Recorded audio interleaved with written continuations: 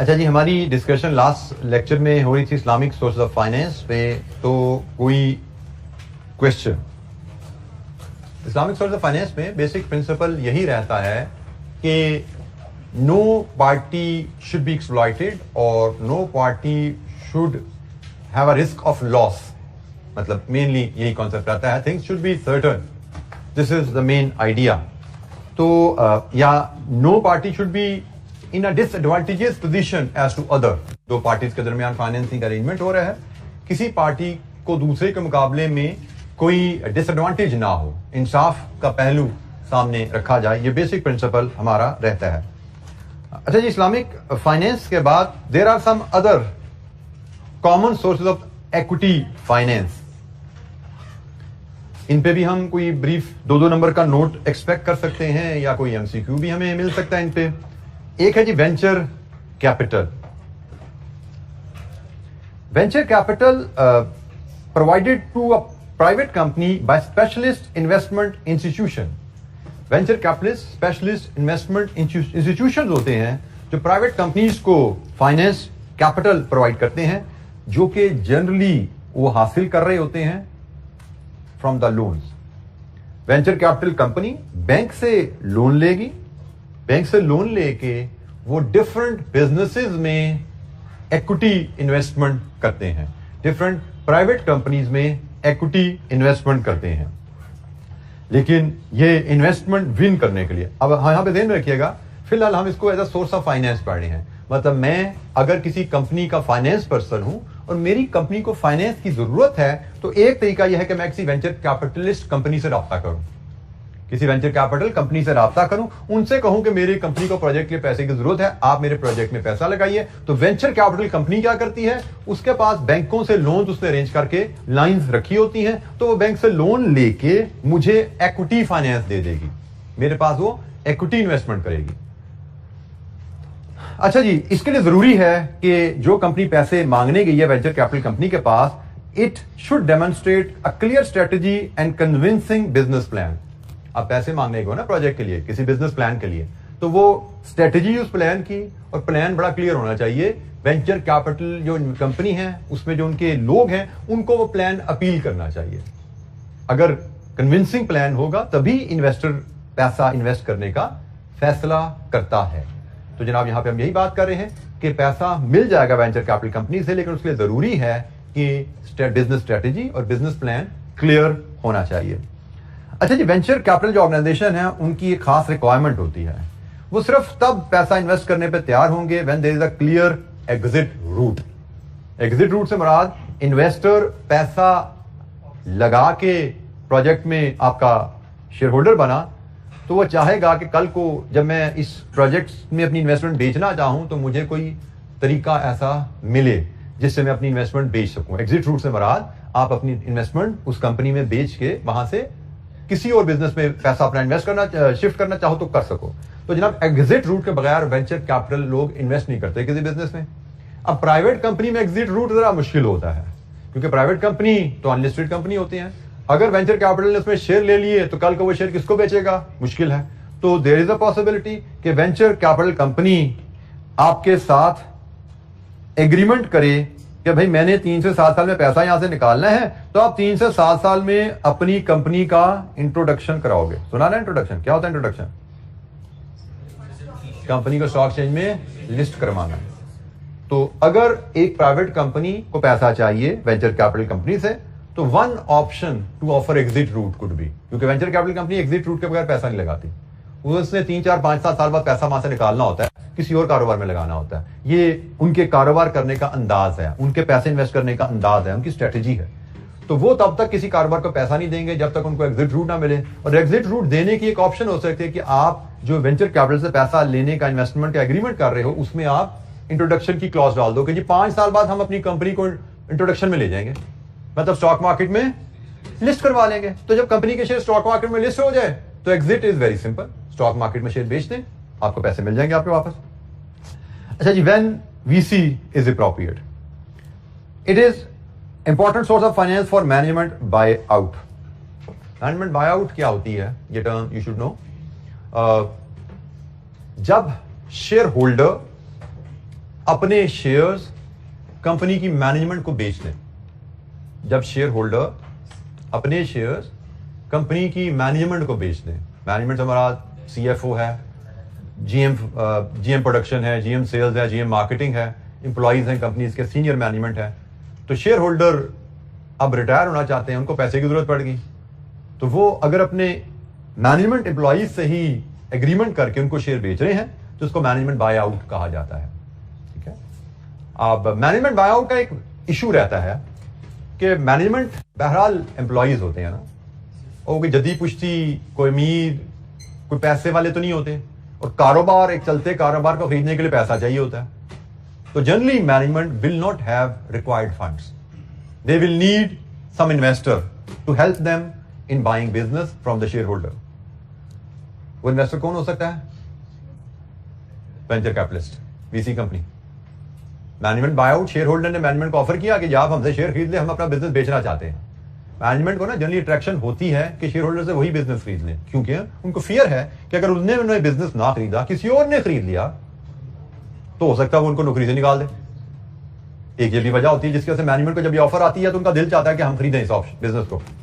दूसरी ऑप्शन ये भी होती है कि भाई हम सारी जिंदगी नौकरी करते आए हैं, अब मालिक बनने का मौका मिला है तो कोशिश कर ली जाए। और तीसरी बात, मैनेजमेंट से बेहतर कारोबार को समझता कौन है?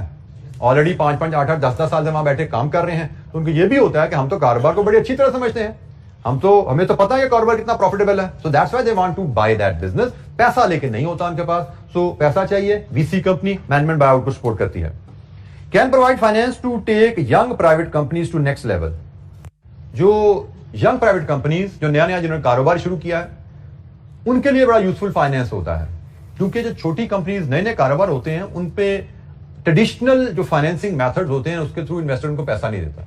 फॉर एग्जांपल, आप कहो जी मैं नया बिजनेस है, मैं इस बिजनेस में एक्सपेंशन लाना चाहता हूं, मुझे कहीं से बैंक से लोन ले लूं, मैं bank will not give you loan. नया बिजनेस है, रिस्की बिजनेस है, हमने नहीं देना जी लोन। सो ऐसी कंपनीज के लिए भी VC फायदामंद रहता है। VC एक अहम सोर्स है, क्योंकि VC जो है ये रिस्की इन्वेस्टर होते हैं, और नए बिजनेस में पैसा डालना रिस्की काम है ना, ये है ही रिस्की इन्वेस्टर, ये रिस्क सीकर हैं, ये रिस्क लेके ज्यादा रिटर्न का चांस लेना चाहते हैं, क्योंकि जाहिर बात है रिस्की बिजनेस में पैसा लगाते हो, high risk high return, return भी ज्यादा आती है। May provide cash to startups but this is less likely, मतलब नया कारोबार शुरू करने के लिए भी पैसा दे सकते हैं, but this is less likely. Normally VC वहीं पे पैसा देते हैं जहां पे कारोबार शुरू हो चुका है, इनिशियल फेजेस में है, और उसको कहीं ट्रेडिशनल सोर्स ऑफ फाइनेंस से पैसा नहीं मिल रहा, तो ये एक नॉन ट्रेडिशनल कह लीजिए थोड़ा सा सोर्स ऑफ फाइनेंस होता है, VC वेंचर कैपिटल। 2 नंबर का नोट हमें इस पे आ सकता है, business angels. Business angels are wealthy individuals. Wealthy individuals हैं जिनके पास पैसा है लेकिन कारोबार की ऑप्शन नहीं है, कारोबार की स्किल नहीं है, तो ऐसे लोग भी लोगों के कारोबार में पैसा इन्वेस्ट करने पे तैयार होते हैं। They invest directly in small businesses, usually bye purchasing new equity share.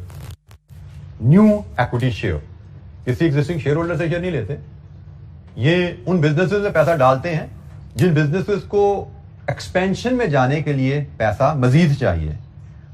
जब एग्जिस्टिंग शेयर होल्डर अपना शेयर बेचते हैं ना, वो पैसा कंपनी को नहीं जाता, वो शेयर होल्डर की जेब में जाता है। अच्छा जी, business angels they invest only in those businesses जिनको एडिशनल फाइनेंस चाहिए। एग्जिस्टिंग शेयर होल्डर शेयर बेचते हैं तो वो पैसा कंपनी की जेब में नहीं जाता, एग्जिस्टिंग शेयर होल्डर की जेब में जाता है। कंपनी को पैसा चाहिए तो कंपनी को नए शेयर इश्यू करने हैं, तो बिजनेस एंजल्स नए शेयर्स में पैसा इन्वेस्ट करता है, सिर्फ उन बिजनेस में पैसा इन्वेस्ट करेगा जिनको पैसे की जरूरत है। शेयर होल्डर्स को पैसा नहीं देता, कंपनी को पैसा देता है। They don't get involve in the management, जैसे मैंने पहले बोला, business angel they have the money but they don't have the skill. वो काम करना नहीं चाहते, वो सिर्फ अपने पैसे को इन्वेस्ट करके उस पर रिटर्न लेना चाहते हैं। They are not that common बहुत नहीं है, आसानी से ये हमें इन्वेस्टर अवेलेबल नहीं होते, but this option is available. Again, हम ये ऑप्शन क्यों पढ़ रहे हैं? हम किसी छोटी कंपनी में काम कर रहे हैं या कोई हम अपना कारोबार शुरू कर रहे हैं जो कि एक नया सेटअप है, छोटा बिजनेस है, उसमें हमें पैसे की जरूरत पड़ी, तो हमारी कंपनी को पैसे की जरूरत पड़ी या हमें अपने कारोबार के लिए पैसे की जरूरत पड़ी। We should know business angels exist करते हैं, वेल्दी इंडिविजुअल्स होते हैं जिनको अगर कोई अच्छी बिजनेस ऑप्शन मिले, they are willing to invest in equity. When appropriate, business angels are a way of small companies to raise equity finance, normally at the very start of their life.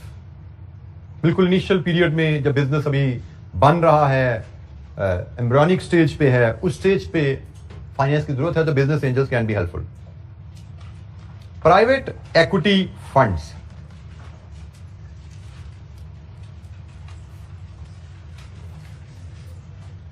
अच्छा ये भी एक professional organisation होती है, organisations होती हैं private equity fund, जिन्होंने investor से फाइनेंस रेज करके एक पूल बनाया होता है। इनका काम क्या है कि बिजनेसेस जिनको पैसे की जरूरत है उनको फाइनेंस देना, इक्विटी इन्वेस्टमेंट देना, but they generally buy reasonably large stake in somewhere mature business. ये स्टार्टअप्स वगैरह में नहीं जाते, जैसे हमने पीछे पढ़ा वेंचर कैपिटल इनिशियल फेजेस में है, बिजनेस एंजल इनिशियल फेज पे। ये प्राइवेट इक्विटी फंड ऐसे बिजनेस में नहीं जाते, ये ऐसे बिजनेस में जाते हैं जो जरा मैच्योर बिजनेस है और उसमें रीजनेबली लार्ज स्टेक लेते हैं। लार्ज स्टेक कुड बी 30% और मोर, 30% और मोर। ये कैसे काम करेंगे? There are different ways in which they may work, लेकिन इनका टिपिकल स्टाइल जो होता है प्राइवेट इक्विटी फंड्स का, they would like to buy majority control of an existing and mature business, and they will try to enhance its value by eliminating inefficiencies or driving growth. कोई एक चलता हुआ business, उसका एक majority control ये लेना चाहेंगे, ये मेजोरिटी कंट्रोल एक चलते हुए बिजनेस का लेना चाहेंगे। कंट्रोल मतलब मैनेजमेंट में शामिल होना चाहेंगे। इनका मकसद क्या होगा कि हम मैनेजमेंट में शामिल हों और बिजनेस शायद जो लोग चला रहे हैं, मैनेजमेंट जो है इसकी शायद उतनी प्रोफेशनल नहीं है। हम with our experience we can remove inefficiencies from the business and we can put the business on the growth track. तो जब ये एक बिजनेस खरीदते हैं, जाहिर बात है बिजनेस जब खरीदा जाता है तो उसकी जो हालत होती है उसके हिसाब से कीमत दी जाती है। फिर ये उसकी मैनेजमेंट में आएंगे, उस बिजनेस की हालत को बेहतर कर देंगे, बिजनेस को ग्रोथ के ट्रैक पर डाल देंगे। तो जब आपने एक शेयर 20 रुपए का खरीदा, उसमें से इनएफिशिएंसीज हटाई अपनी मैनेजमेंट स्किल की वजह से, उसके फ्यूचर प्लान्स ऐसे डेवलप करके इंप्लीमेंट किए कि वो ग्रोथ ट्रैक पे आ गया 6 महीने, साल, 2 साल में, तो वो 20 रुपए का शेयर बढ़ के कहीं 40 पे चला जाता है, क्योंकि बिजनेस की वक्त के हिसाब से, बिजनेस के अर्निंग पोटेंशियल के हिसाब से, बिजनेस के फ्यूचर ग्रोथ के हिसाब से उसकी शेयर की प्राइस होती है। तो जनाब इनका काम क्या है कि इस तरह बिजनेस को ऊपर लेके जाते हैं और उसके बाद its view is to realise the investment, पैसे कमा लेते हैं। कैसे? Possibly by breaking the investment into smaller parts. This could be possibly है, जरूरी नहीं कि ऐसा ही करें, वो अपने शेयर्स हायर वैल्यू पे बेच के भी अपनी इन्वेस्टमेंट रियलाइज करते हैं। अदरवाइज ऐसा भी बात करते हैं कि बिजनेस के सेगमेंट बना देते हैं कि जो बिजनेस खरीदा था उसमें product A B C 3 products बनती थी, तो प्रोडक्ट बिजनेस को बनाया, उसमें से इनएफिशिएंसी रिमूव की, उसको ग्रोथ के ट्रैक पर डाला और प्रोडक्ट ए किसी पार्टी ए को बेच दिया, प्रोडक्ट बी का बिजनेस पार्टी बी को बेच दिया, प्रोडक्ट सी का बिजनेस पार्टी सी को बेच दिया।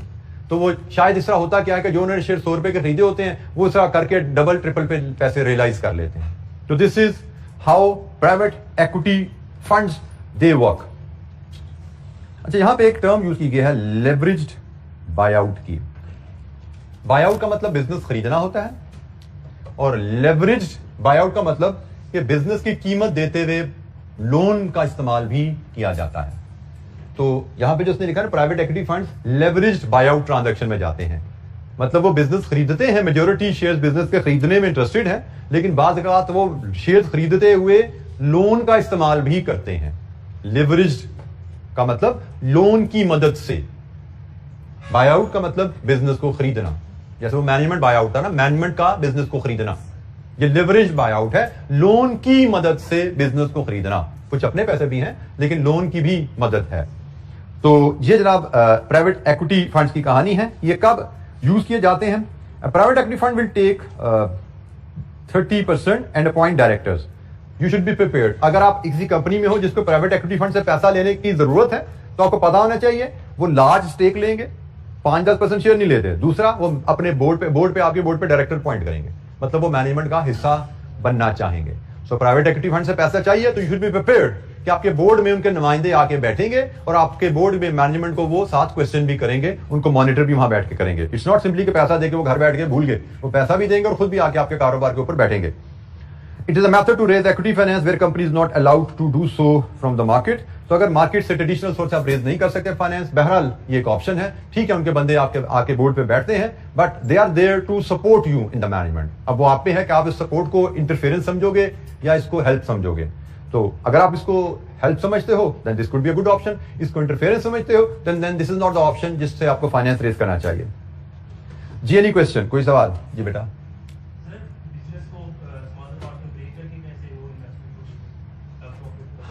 बेटा आप आगे हम चलेंगे, आपके साथी ने सवाल किया बिजनेस को स्मॉलर पार्ट में कैसे ब्रेक करके बेचा जा सकता है। अभी हमारा बड़ा लिमिटेड सा स्कोप है हमारे सिलेबस का। ये सिलेबस आपके सामने सही ट्रू शेप में ओपन अप होगा C5 4 में। बिजनेस को स्मॉलर पार्ट्स में ब्रेक करना, बात बिजनेसेस ने ग्रो कर जाते हैं। आपने शुरू किया था, छोटा सा बिजनेस था, 1 प्रोडक्ट थी, 2 प्रोडक्ट थी, 3 प्रोडक्ट कर ली, फिर तीनों प्रोडक्ट्स ग्रो करते करते इतनी बड़ी हो गई हैं कि वो एक अम्ब्रेला के तहत उनको मैनेज करने में दिक्कत आनी शुरू हो जाती है बास का। तो इट लुक्स फिजिबल कि इनको 3 टुकड़ों में 3 अलग-अलग कंपनियां बना दी जाए। ए लिमिटेड बना के प्रोडक्ट ए का बिजनेस उसको ट्रांसफर कर दिया जाए। अकाउंटिंग रिपोर्टिंग लीगल साइड क्या है उस पर हम नहीं जाते। बी लिमिटेड बना के प्रोडक्ट बी का बिजनेस उसको ट्रांसफर कर दिया जाए। सी लिमिटेड बना के प्रोडक्ट सी का बिजनेस उसको ट्रांसफर कर दिया जाए और एबीसी लिमिटेड जो पुरानी कंपनी थी वो बंद हो जाए। तो अब एबीसी लिमिटेड बंद होगी है, ए लिमिटेड एक कंपनी बन गई, बी लिमिटेड दूसरी बन गई, सी लिमिटेड तीसरी बन गई, तीनों के अलग-अलग सीईओज हैं। और शायद एबीसी लिमिटेड के शेयर होल्डर थे वो सारे ही ए बी सी तीनों में शेयर होल्डर थे, लेकिन अब ये 3 छोटी कंपनीज बन चुकी हैं। पहले एबीसी लिमिटेड एक बड़ी कंपनी थी, अब ये 3 छोटी कंपनीज बन गई हैं। तो कॉर्पोरेट कैसे इनको चेंज किया जाता है, लीगल साइड जैसे मैंने कहा, अकाउंटिंग साइड, उस पर हम नहीं जा रहे, हमारा स्कोप नहीं है, बट बड़े बिजनेसेस को छोटे कंपोनेंट्स में डिवाइड किया जाता है। और जब छोटे कंपोनेंट में डिवाइड कर दिया तो उनको बात का आप कोई ए बेचना चाहो तो ए बेच दो, बी बेचना चाहो तो बी बेच दो, सी बेचना चाहो तो सी बेच दो, तीनों कंपनीज बेचना चाहो तो तीनों कंपनीज बेच सकते हो। लेकिन एबीसी जब एक कंपनी है तो वो बड़ी कंपनी है, बड़ी कीमत है उसकी, उसको बेचना मुश्किल होता है। तो ये भी एक रीजन होती है कि बड़ी कंपनी को बेचना मुश्किल है, उसके ग्राहक कम मिलते हैं, छोटी कंपनी का ग्राहक मिल जाते हैं। तो आप बड़ी प्रोडक्ट, जैसे बड़ी कंपनी, आप मार्केट में गए, आपने कहा जी मुझे 150 चाहिए, वो कहेंगे 150 तो हमारे पास नहीं, 100 ले लो। आपने उसके 3 हिस्से किए, आपने 3 हिस्से किए, 50 50 50। अब आपने 50 की कंपनी ऑफर की, हो सकता है 45 में सौदा हो जाए आपका, हो सकता है 40 में हो जाए। फिर 50 की कंपनी ऑफर की, 40 45 में सौदा हो गया। फिर तीसरी 50 की ऑफर की, 40 45 में सौदा हो गया। तो पहले जब इकट्ठी थी 150 मांग रहे थे आप, कोई नहीं दे रहा था, 100 से ऊपर कोई जा नहीं रहा था। अब 3 सेगमेंट हो गए हैं तो शायद 40-40 करके आपने 120 की बेच दी तीनों कंपनीज। तो स्मॉलर सेगमेंट्स में you are able to fetch better prices. जी बेटा, बिल्कुल, हमने कहा वो कंपनी जो ट्रेडिशनल सोर्स से फाइनेंस नहीं ले सकते। अगर कोई लिस्टेड कंपनी आपकी, फिर तो आप आईपीओ से पैसा ला सकते हो ना, क्योंकि वो तो वो ऑप्शन ओपन है। हम तो उन बिजनेसेस की बात कर रहे हैं जो ट्रेडिशनल सोर्स से फाइनेंस रेज नहीं कर सकते। ये सारे सोर्सेज उन्हीं की हमने बात की है। हमने वीसी बात की, वो उन्हीं कंपनीज की है। हमने बिजनेस एंजल्स की बात की, हमने प्राइवेट इक्विटी फंड की बात की। ये उन्हीं कंपनीज के लिए इक्विटी ऑप्शन है जो ट्रेडिशनल मेथड से इक्विटी फाइनेंस रेज नहीं कर सकते। जी कोई सवाल? जी बेटा।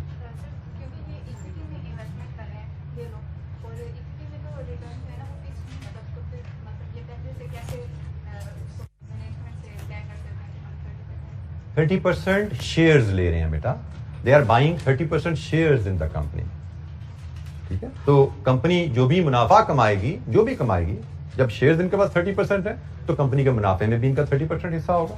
They are not demanding return, 30% return नहीं है, 30% शेयर्स की बात हो रही है। जी एनी अदर क्वेश्चन? लिवरेज्ड का मतलब लोन की मदद से।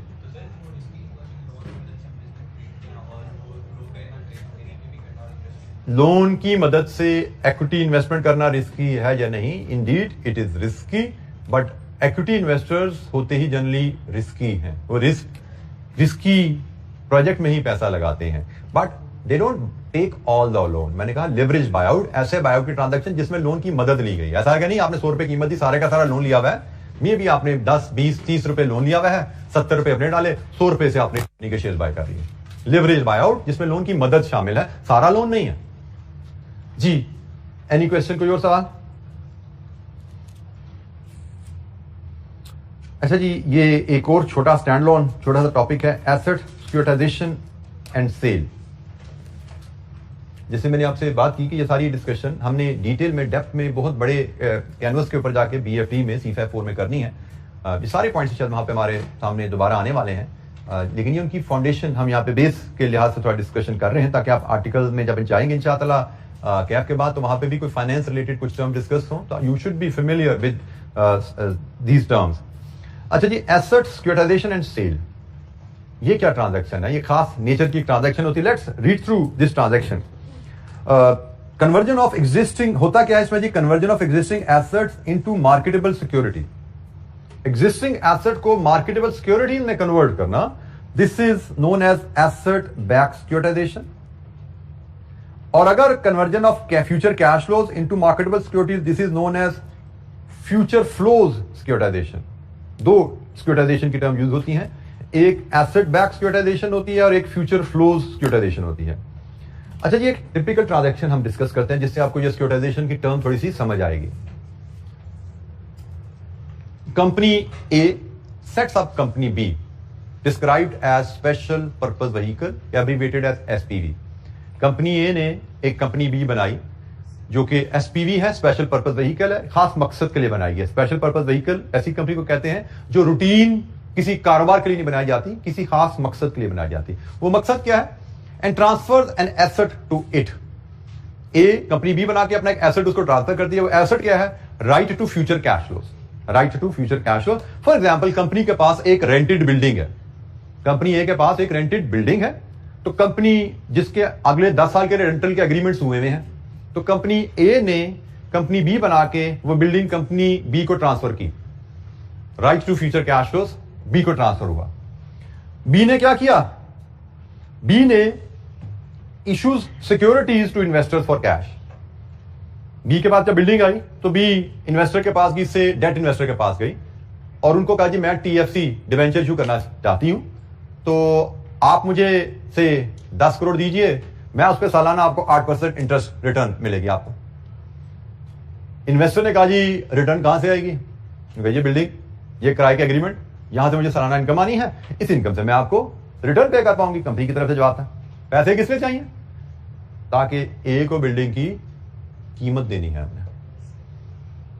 ए ने बी को बिल्डिंग दी है तो कीमत नहीं लेनी उसने, तो बी ने ऑप्शन क्या बनाई कि भाई मेरे पास बिल्डिंग है जिससे मैं रेंटल इनकम कमाती हूं, तो मुझे आप पैसा दीजिए ताकि मैं इस बिल्डिंग की कीमत अदा करूं और इस बिल्डिंग के रेंट से जो आएगी उसका आपका मैं इंटरेस्ट और रीपेमेंट का बंदोबस्त करूं।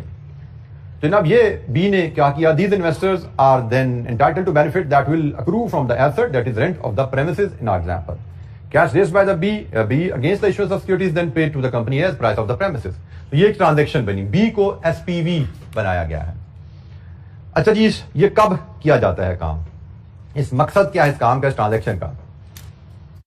Asset securitisation is used extensively in the financial service industry. Normally ये बैंक्स वगैरह इसको यूज करते हैं, फाइनेंशियल सर्विसेज में इसको यूज किया जाता है, लेकिन मैंने जो आपको एग्जांपल दी ये एक नॉर्मल कंपनी की एग्जांपल है, नॉर्मल कंपनी भी इसको यूज कर सकती है।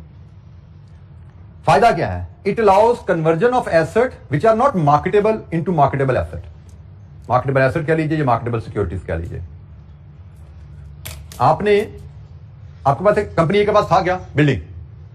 अब building itself was not marketable, लेकिन जब ये कंपनी ए ने बिल्डिंग बी को दी और बी ने इस बिल्डिंग के अगेंस्ट डिवेंचर इशू कर दी है, अब वो डिवेंचर एक मार्केटेबल इंस्ट्रूमेंट है, डिवेंचर एक मार्केटेबल इंस्ट्रूमेंट है। तो आपने इस प्रोसेस में किया क्या कि अपने एक एसेट को विच वाज नॉट मार्केटेबल, आपने उसको कन्वर्ट कर लिया एक मार्केटेबल इंस्ट्रूमेंट में। बिल्डिंग आपकी कन्वर्ट हो गई है अब डिवेंचर्स में। कंपनी ए ने बिल्डिंग बेशक बी को ट्रांसफर कर दी भी है, बी ने उसके अगेंस्ट डिवेंचर इशू कर दिए हैं और अब बेसिकली ऑनरशिप बिल्डिंग की कंपनी बी के पास है, लेकिन उस बिल्डिंग की सिक्योरिटी के अगेंस्ट डिवेंचर रेज हो गए हैं। ए को बेसिकली पैसा चाहिए था, रेंटल से उसको सालाना इनकम आ रही थी, उसको अपफ्रंट पैसा चाहिए था 10 करोड़। रेंटल से तो सालाना 1 करोड़ आता था। इस ट्रांजैक्शन से ए ने फाइनेंस रेज कर लिया 10 करोड़ का, सालाना रेंटल इनकम उसने ट्रांसफर कर दी बी को ताकि वो चली जाए डिबेंचर होल्डर को, और डिबेंचर होल्डर से पैसा 10 करोड़ ए के पास आ गया। ए की फाइनेंसिंग नीड एसेट को ट्रांसफर करके पूरी होगी। अब उसका एसेट मार्केटेबल सिक्योरिटी में कन्वर्ट हो गया है। कल को ए को पैसे की जरूरत नहीं रहती, वो चाहता है मैं बिल्डिंग को वापस अपने नाम ट्रांसफर करूं, तो वो डिबेंचर मार्केट से बाय कर ले और मैच्योरिटी पे बी से हिसाब किताब कर ले अपना, बिल्डिंग वापस अपने नाम लेना चाहे तो ले सकता है। तो बिल्डिंग भी देखा जाए तो बी के पास है, जो कि बेसिकली एक ही कंपनी है ना, तो बिल्डिंग की ओनरशिप भी सिक्योर्ड है और बिल्डिंग को वापस लेना भी कोई मसला नहीं। जब पैसे होंगे मार्केट से उसके डेट को रिडीम करके बिल्डिंग को रिलीज करवा के बिल्डिंग भी वापस आ जाएगी और फिलहाल कैश फ्लो नीड भी आपकी पूरी होगी। It allows the company to borrow at rates, ये एक बड़ा अहम फायदा है जी। It borrows the company to borrow at rates that are commensurate with the rating of the asset which could be better than the rating of the company. ये एक बड़ा अहम पॉइंट है जी। एसेट सिक्योरिटाइजेशन बाज़ का सस्ते रेटों पे लोन लेने के लिए भी किया जाता है। एक आर्गुमेंट आप में से कोई ये भी दे सकता था कि ए खुद भी तो डिबेंचर इशू कर सकती थी, बिल्डिंग तो ए के पास पड़ी हुई है ना, बिल्डिंग ए के पास थी, ए खुद भी चाहती तो बिल्डिंग बी को बेचने की बजाय अपने पास बिल्डिंग थी यहीं से डिबेंचर ऑफर कर देती कि बिल्डिंग ये खड़ी हुई है तो इसमें मुझे पैसे चाहिए, ये बिल्डिंग आपको सिक्योरिटी में देता हूं, मुझे पैसे दीजिए जी, आप इस बिल्डिंग के रेंट से मैं आपको इनकम पे कर दूंगा, ये पैसे मैंने प्रोजेक्ट वाई में लगाने हैं। ए खुद भी ऑफर कर सकती थी, लेकिन ए की इस ऑफर में मसला क्या होना था, इन्वेस्टर ने सोचना था कि ए के पास बिल्डिंग तो है लेकिन ए हमसे पैसा ले किस लिए रहा है, प्रोजेक्ट एक्स वाई जेड में लगाने के लिए। तो कल को अगर प्रोजेक्ट एक्स वाई जेड में ए को नुकसान हो गया तो हमें रीपेमेंट नहीं कर पाएगा ए, डिफॉल्ट में जाएगा ए, डिफॉल्ट में जाएगा तो बिल्डिंग हमें कोर्ट के थ्रू बेचनी पड़ेगी, हमारे खर्चे भी होंगे, डिले भी होंगे, नुकसान भी होगा। लेंडर थोड़ा घबराएगा लोन देते हुए ए को, क्योंकि लेंडर लोन दे रहा है ए को और ए के और भी कारोबार हैं जिसमें नुकसान का अंदेशा है। लेंडर को रिस्क नजर आता है ए को लोन देने में, लेकिन जब ए वही बिल्डिंग बी को ट्रांसफर करे, अब लेंडर की सोच क्या है कि भाई बी को किस लिए लोन चाहिए, बिल्डिंग खरीदने के लिए। बी कहां से पैसे देगा, बिल्डिंग के रेंटल से। बी के कारोबार में कोई रिस्क है, बी का कारोबार तो सिर्फ एक रेंटल का है ना, तो रेंटल के कारोबार में तो कोई रिस्क नहीं है, तो बी की कंपनी को तो फ्यूचर में नुकसान होने का कोई अंदेशा ही नहीं है। तो बी जो बात कर रहा है वो विदाउट, उसके चांसेस हैं कि वो उसको ऑनर कर पाएगा, क्योंकि उसके पास कोई ऐसा रिस्क नहीं है, कोई ऐसा बिजनेस नहीं है जिसमें उसको कोई पैसे डूबने का अंदेशा हो। वही बिल्डिंग ए के पास थी, इन्वेस्टर ए को देखते पैसा देते हुए हिचकिचा रहा था, क्योंकि ए के पास और भी कारोबार हैं, ए ने दूसरे बिजनेस से और भी कर्जे लिए हुए हैं। हम ये पहले ही बात कर चुके हैं सोर्स ऑफ फाइनेंस में, पहले ही कर्जे लिए हुए हैं, पहले भी ए ने पता नहीं किस किस बैंक के पैसे देने हैं, तो हमें भी पैसा मांग रहा है, ठीक है बिल्डिंग है, रेंट है, लेकिन कंपनी तो ए ही है ना, तो ए जब डिफॉल्ट करेगी तो सारा का डिफॉल्ट हो जाएगा, हमारा भी हो जाएगा। लेकिन यही जब बिल्डिंग बी के पास ट्रांसफर हो जाती है तो अब वही बिल्डिंग है, वही ए की ओनरशिप में है, लेकिन सेपरेट एंटिटी है। अब इन्वेस्टर सिक्योर फील कर रहा है कि भाई बी के पास तो बिल्डिंग है, बस एक ही कारोबार है, उसी के लिए हम पैसे दे रहे हैं, उसी की इनकम से हमें पैसा वापस आएगा, तो इन्वेस्टर सिक्योर फील करता है। यही चीज यहां पे लिखी गई है कि it allows company to borrow at rates that are commensurate with the rating of the asset. Building की वजह से लोन मिल रहा है, बिल्डिंग की बेसिस पे लोन मिल रहा है, उसका रेट अच्छा हो सकता है, जबकि कंपनी की रेटिंग खराब हो सकती है, कंपनी में पैसा डूबने का खतरा है। इस बिल्डिंग में पैसा डूबने का खतरा नहीं है। बिल्डिंग जब तक ए के पास है तो आप ए को लोन दे रहे हो, बिल्डिंग जब बी के पास चलेगी तो आप बिल्डिंग के लिए सिर्फ बी को लोन दे रहे हो, पैसा सिक्योर हो जाता है, अच्छे रेट पे, कम इंटरेस्ट रेट पे लोन मिल जाता है। जी बेटा,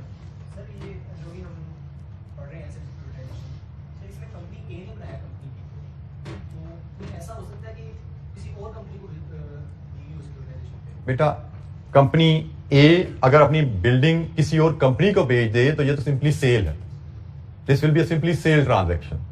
कंपनी ने बिल्डिंग बेच दी, ए ने बिल्डिंग बेची, पैसे मिले, अब कंपनी बी बिल्डिंग के साथ क्या करे क्या ना करे, अगर वो कंपनी बी कंपनी ए की नहीं है, उसका कंट्रोल कंपनी ए के पास नहीं है, तो बिल्डिंग आपकी बिक गई, आपकी ओनरशिप से निकल गई, आपको पैसे मिल गए, कहानी खत्म होगी। जबकि हमने एसपीवी बनाई है, स्पेशल पर्पज व्हीकल बनाई है, जिसको हमने बिल्डिंग बेची है, but we know this is temporary transaction. बेटा सब्सिडरी है, B is a subsidiary of A, लेकिन आप कह रहे हैं किसी और को बेच दो, आपकी चीज, आपने मुझे चीज बेच दी, मैं उसके साथ क्या करूं, इस पे आपका कोई इख्तियार नहीं है।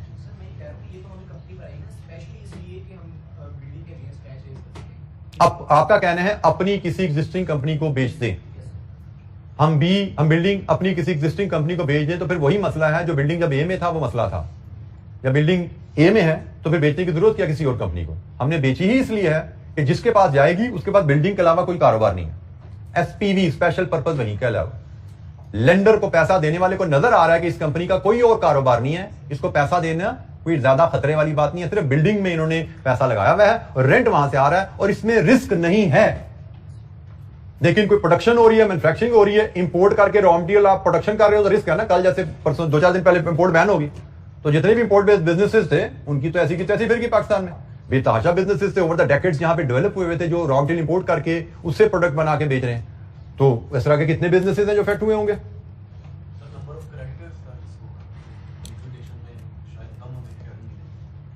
जी, कंपनी ए अगर अपने पास से डिबेंचर इशू करेगी बिल्डिंग अपने पास रख के, तो लेंडर को रिस्क रहेगा डिफॉल्ट का भी, और in the event of default recovery कितनी होती है उसका भी रिस्क रहेगा। लेकिन जब ये बिल्डिंग कंपनी बी के पास चली जाती है तो लेंडर को पता है कि भाई कंपनी बी के लेनदार सिर्फ हम हैं और किसी ने कंपनी बी से पैसा नहीं लेना।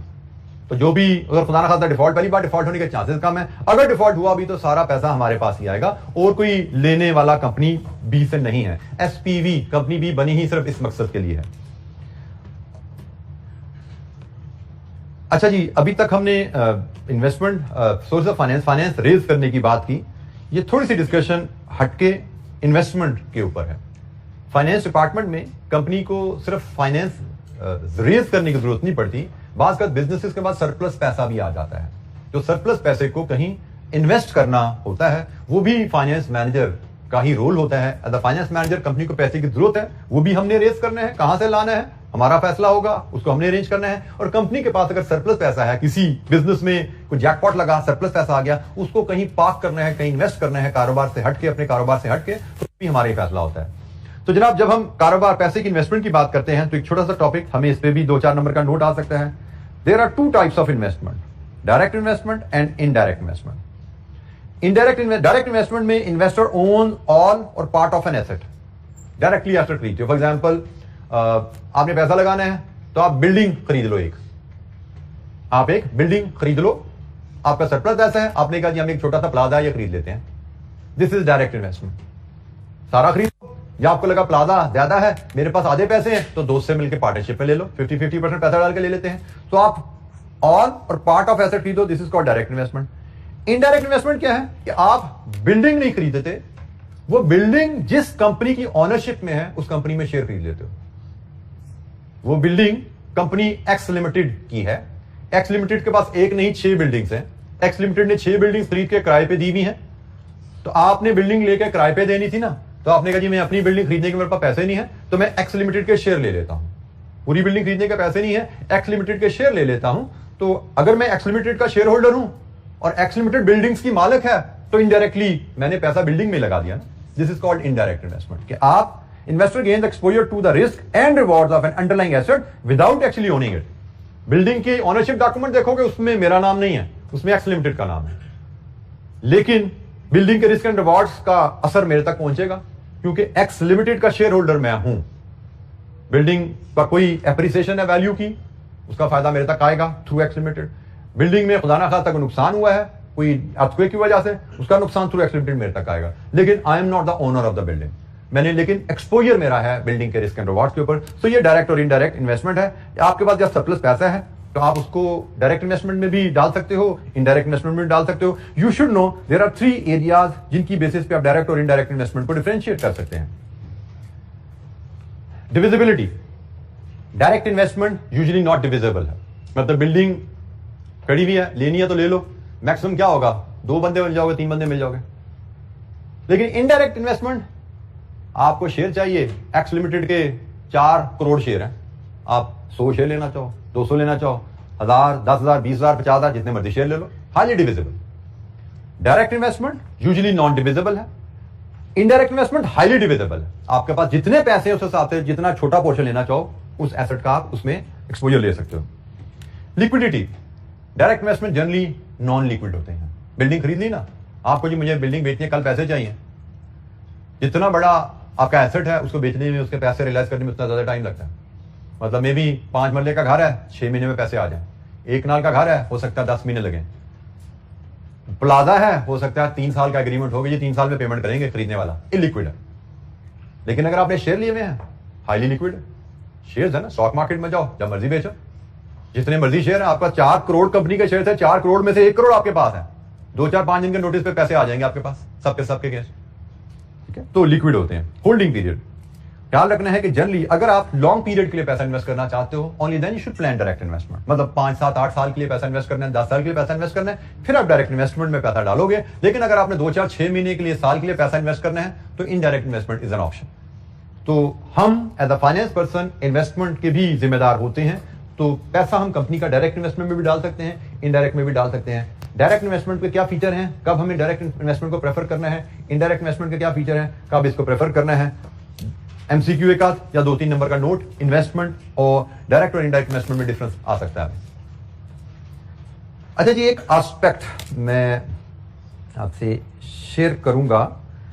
यह एस्पेक्ट इनिशियली बुक पढ़ते हुए तो हमें नजर नहीं आता है कि आपके सिलेबस में, पहले यह पुराने सिलेबस में ये कंपोनेंट हमारे था स्कोप में, लेकिन नया सिलेबस जो आया था बुक में ये चीज नजर नहीं आई। लेकिन मैं जब कुछ दिन पहले रिव्यू कर रहा था इसमें आई के आपके क्वेश्चन बैंक को देख रहा था, तो सब वो क्वेश्चन बैंक में उन्होंने वो सवाल रिटेन किया हुआ था। असूलन तो बात यही बनती है कि भाई जो चीज किताब में नहीं है वो सिलेबस में नहीं है, जो चीज किताब में नहीं है बेशक क्वेश्चन बैंक में उसका सवाल भी आ जाए वो सिलेबस में नहीं है। लेकिन टॉपिक चूंकि इन्वेस्टमेंट से ही रिलेटेड था और मुझे लगा कि एज अ स्टूडेंट आपके लिए बेनिफिशियल रहेगा उसको जानना, तो मैंने कहा 5 मिनट हम उस पर भी इन्वेस्ट कर देते हैं, कोई उसमें हर्ज नहीं है, क्योंकि ये ऐसी टर्म है जिन पे अक्सर बच्चे कंफ्यूज रहते हैं कि ये क्या है। तो और इस्लामिक फाइनेंस भी हमने पढ़ा है, उससे भी रिलेट होता है। ये मैं एडेंडम आज ही आपसे इस पे शेयर भी कर लूंगा, मैंने इसको डेवलप किया हुआ है। फिलहाल मैं इसको ये एडेंडम यहीं से आपसे डिस्कस करता हूं। Investment and speculation. Stock market में शेयर्स बाय करना इन्वेस्टमेंट भी है, स्पेकुलेशन भी है। इन्वेस्टमेंट इस्लाम में परमिसिबल है और स्पेकुलेशन इस्लाम में हराम है। एक ही काम है, वही काम शेयर्स बाय किया स्पेकुलेशन है, शेयर्स बाय किया ए लिमिटेड के शेयर बाय करना स्पेकुलेशन है, ए लिमिटेड के शेयर बाय करना इन्वेस्टमेंट है। स्पेकुलेशन हराम है, इन्वेस्टमेंट हलाल है। तो how do we differentiate investment और स्पेकुलेशन को? इन्वेस्टमेंट आप तब शेयर्स बाय करने को कहेंगे जब आपने इन्वेस्टमेंट पैसे लॉन्ग टर्म के लिए इन्वेस्ट किए हैं, आपने बाय किया है मे बी 5 साल 7 साल के लिए, कि आज शेयर खरीदा है 5 साल बाद बेचेंगे, वी कॉल इट इन्वेस्टमेंट। आज आपने शेयर खरीदा है इसलिए कि मैंने कल बेचने हैं, दिस इज स्पेकुलेशन। खरीदे लिमिटेड के शेयर हैं इस नियत से कि कल बेचने हैं या 2 घंटे बाद बेचने हैं, मुनाफे के लिए चांस लिया आपने, तो दिस इज स्पेकुलेशन। आज खरीदे हैं इसलिए कि 5 साल के लिए पैसे मेरे पास अवेलेबल है, मैंने 5 साल के लिए इन्वेस्ट कर दिए, 5 साल तक इस कारोबार से जो मुनाफा आएगा वो मैं एंजॉय करना चाहता हूं, this is investment. Attitude toward risk. जब आप इन्वेस्टमेंट कर रहे हैं तो आप रिस्क न्यूट्रल कहलाते हैं, लेकिन जब आप स्पेकुलेशन कर रहे हैं तो आप रिस्क सीकर हैं। रिस्क न्यूट्रल क्या है? वो इन्वेस्टर जो सोच समझ के नाप तोल के डिसीजन ले, वो रिस्क न्यूट्रल कहलाएगा। रिस्क सीकर क्या है? जो सोचे समझे बगैर छलांग मार दे। जैसे अगर आप कंपनी ए में शेयर ले रहे हो 5 साल के लिए, आपने क्या काम किया होगा? आपने कंपनी ए के पिछले 5-7 सालों की परफॉर्मेंस स्टडी की होगी, पिछले 5-7 सालों में इसने कितना मुनाफा कमाया, कितनी रिटर्न देती है ये। फिर आपने सिर्फ पास्ट ही स्टडी किया होगा, आपने उस कंपनी के फ्यूचर के बारे में भी जानने की कोशिश की होगी, कंपनी के फ्यूचर प्लान्स क्या हैं, कंपनी किस रेट से ग्रो करना चाह रही है, कोई नया प्रोजेक्ट भी ला रही है। आपने प्रॉपर स्टडी की होगी कंपनी की, और स्टडी करने के बाद रिस्क को वे करके फिर पैसे डाले कंपनी में। ये कैसे आपने फैसला किया 2 घंटे के लिए? क्या आपके एक दोस्त का फोन आया था, यार मैं उधर से गुजर रहा था, मैंने सुना इसकी कीमत बढ़ने वाली है, तू भी ले ले। आपने फटाफट शेयर बाय कर ली, कल तक इसकी कीमत 2 रुपए बढ़ जाएगी, आपने फौरन कहा जी मेरे लिए दो इसके 1000 शेयर 2000 शेयर बाय कर लो। कोई रिसर्च नहीं, कोई कुछ नहीं, आपने सिर्फ एक फोन कॉल आई थी कहीं से उड़ते उड़ते, आपने बात सुनी थी कि जिस शेयर की कीमत बढ़ने वाली, क्यों बढ़ने वाली आपको पता ही कोई नहीं, आपने वे ही नहीं किया क्या वजह है शेयर की कीमत क्यों बढ़ेगी, आपने बगैर सोचे समझे छलांग मार दी। अब आपको नहीं पता, बड़े ऊपर भी जा सकती नीचे भी जा सकती, that's why it is called speculation. कि आपने इसको वे नहीं किया कि क्या वाकई ही इससे आपको अच्छी रिटर्न आने वाली है, यहां पे आप वे कर रहे हो, यहां पे आप वे नहीं कर रहे, सुनी सुनाई बात पे चल पड़े हो। तो इसलिए हम कहते हैं ये इन्वेस्टर जो स्पेकुलेशन करते हैं वो रिस्क सीकर होते हैं। लिक्विडिटी, जब आप इन्वेस्टमेंट कर रहे हो, क्योंकि 5-7 साल के लिए पैसा इन्वेस्ट करते हो, तो यू आर नॉट इंटरेस्टेड कि इन्वेस्टमेंट बहुत ज्यादा लिक्विड हो, थोड़ी सी लेस लिक्विड होगी तो भी गुजारा हो जाएगा। मतलब आपने आज बेचने का फैसला किया, बेचने में 5-10 दिन भी लग जाएंगे तो कोई मसला नहीं, आप तो 5-7 साल के लिए ले रहे हो ना शेयर। लेकिन जब आप स्पेकुलेशन कर रहे हो, तो जो लोग स्पेकुलेशन करते हैं they are interested in very liquid share, कि अभी फैसला किया तो विद इन मिनट्स वो शेयर बिक जाए हमारा मार्केट में, क्योंकि आपने लिया ही 2 घंटे के लिए था, 24 घंटे के लिए था। तो जिस शेयर को बेचने में 6 दिन लगने या 10 दिन लगने, वो कैसे आप स्पेकुलेशन में बाय कर सकते हैं? सो स्पेकुलेशन में ओनली यू बाय शेयर्स जो कि फौरन बिकते हैं। वॉलेटिलिटी से मराद कीमत में उतार चढ़ाव। जनरली जो इन्वेस्टमेंट में आप शेयर्स बाय करते हो उनमें जो उतार चढ़ाव है वो कम होता है। और जो स्पेकुलेटर्स होते हैं वो विदाउट नेसेसरली नॉलेज पैसा लगाते हैं, और पैसा लगाते ही जनरली उन शेयर में जिनमें उतार चढ़ाव ज्यादा होता है। उतार चढ़ाव ज्यादा होगा तो फायदा मिलेगा ना। अगर कीमत में उतार चढ़ाव ही नहीं आता तो 2 घंटे में कीमत कैसे बदलेगी? कीमत में वो कहते हैं ना घड़ी तोला माशा जो होती है, वो अगर तोला माशा चलेगा तो उतार चढ़ाव कीमत में आएगा, और उतार चढ़ाव आएगा तो मुनाफा कमाओगे आप। लेकिन अगर कीमत हिलती नहीं अपनी जगह से तो 2 घंटे में, 4 घंटे में, 6 घंटे में, 20 घंटे में क्या कमाओगे? क्योंकि कमाई तो होती है खरीदा कम रेट पे, बेचा महंगे रेट पे। तो महंगे रेट पे कब बेचोगे? जब कीमत बढ़ेगी। तो कीमत तो तभी बढ़ेगी ना जब उसमें हिलजुल होगी। तो जनाब ये भी चीज देखी जाती है।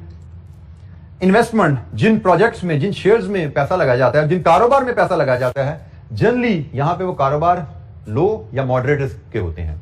जबकि स्पेकुलेशन में जिन कारोबार को चुना जाता है, जिन कारोबार के शेयर लिए जाते हैं, वो कारोबार हाई रिस्क होते हैं।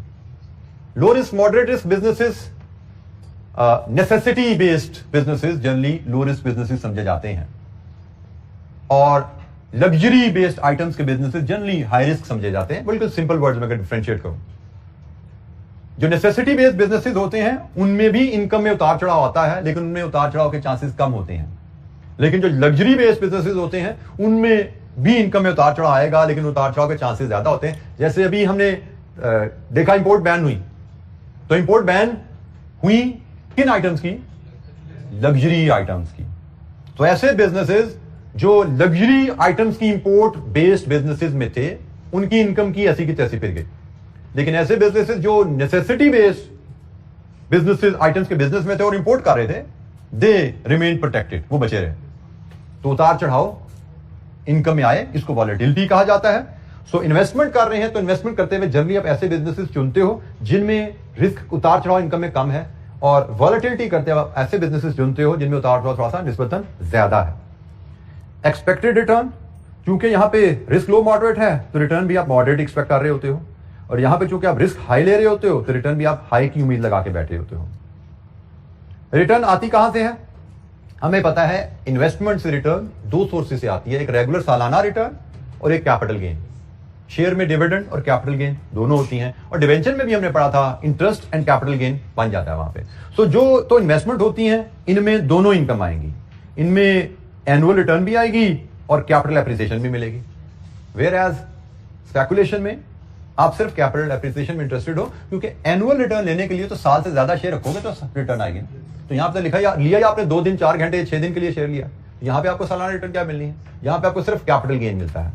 And the last basis for investment choice, जैसे मैंने ऊपर एक्सप्लेन किया, केयरफुल रिसर्च है, और यहां पे इंट्यूशन है, र्यूमर है, चार्ट है, मतलब सम रिसर्च, मतलब रैंडम रिसर्च को कहते हैं, बेसिक रिसर्च आप जरूर कह सकते हैं, बट केयरफुल रिसर्च इंडीड यहां पे नहीं है।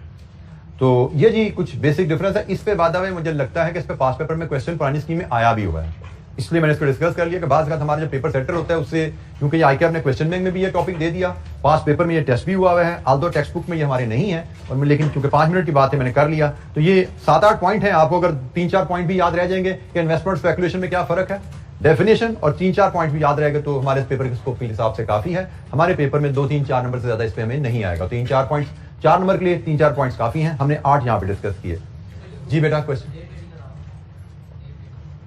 डे ट्रेडिंग स्पेकुलेशन है, सुबह खरीदा शाम को बेचा, स्पेकुलेशन है, this is called day trading. जी speculation is not permissible in Islam. अच्छा ये आज के लिए इतना ही, बाकी इंशाल्लाह कल हम डिस्कशन अपनी कैरी रखेंगे। हमें कल 1-2 छोटे से इसके पास पेपर के क्वेश्चन है, एडेंडम आपसे शेयर कर लूंगा आज, उसमें ये क्वेश्चन भी 1-2 आ जाएंगे इसके पास पेपर के बॉन्ड वैल्यूएशन से रिलेटेड, हमें पास पेपर में क्वेश्चन आए हैं तो वो हम कवर कर लेंगे। और कल से इंशाल्लाह हम नया चैप्टर जो है कॉस्ट ऑफ कैपिटल का, उस पर बात शुरू करेंगे। स्पेकुलेशन में रियल ट्रांजैक्शन बिल्कुल होती है बेटा, ऐसा नहीं कि फिजिकली आप वहां पे जाके शेयर्स खरीदते, पैसे देके शेयर्स लेते हो। ये शेयर्स की ट्रांजैक्शन ऑनलाइन रिकॉर्ड हो जाती है, आपके डिजिटल लेजर्स होते हैं उसमें रिकॉर्ड हो जाती है। यस ट्रांजैक्शन हैपन, आपके पैसे आपके अकाउंट से कट जाते हैं और अकाउंट में आपके शेयर्स ट्रांसफर की एंट्री डल जाती है। बेटा रियल ट्रांजैक्शन आप कहते हैं कि इसको है, उस पर डिपेंड करता है, फिर पूछिएगा रियल ट्रांजैक्शन है क्या। स्पेकुलेशन शेयर्स की जो ट्रांजैक्शन मैं आपको समझा रहा हूं वो स्पेकुलेशन है, सुबह शेयर खरीदा दोपहर को बेचना है, दिस इज स्पेकुलेशन, और उसकी एंट्री रिकॉर्ड होती है, पैसे आपके अकाउंट से कटते भी हैं और आपके अकाउंट में शेयर्स की एंट्री भी डलती है। किस लेवल पे, देयर डिफरेंट लेवल, हम उसकी बारीकी में नहीं जाते, बट ट्रांजैक्शन रिकॉर्ड हो जाती है। अब रियल ट्रांजैक्शन टैक्सेशन में किसको कहा जाता है, या अगर वहां से पूछ लें, वो शायद किसी और स्पेकुलेशन ट्रांजैक्शन को रेफर कर रहे हैं, because this is not the only speculation transaction, there are so many types of speculation transaction. मैंने तो एक ट्रांजैक्शन की बात की है, उसमें ट्रांजैक्शन होती है। ठीक है जी, आज के लिए इतना ही। बाकी इंशाल्लाह कल हम कंटिन्यू करेंगे, 2 छोटे छोटे सवाल मैथमेटिक्स बेस करेंगे और फिर हम cost of capital next topic. Thank you, अस्सलाम वालेकुम।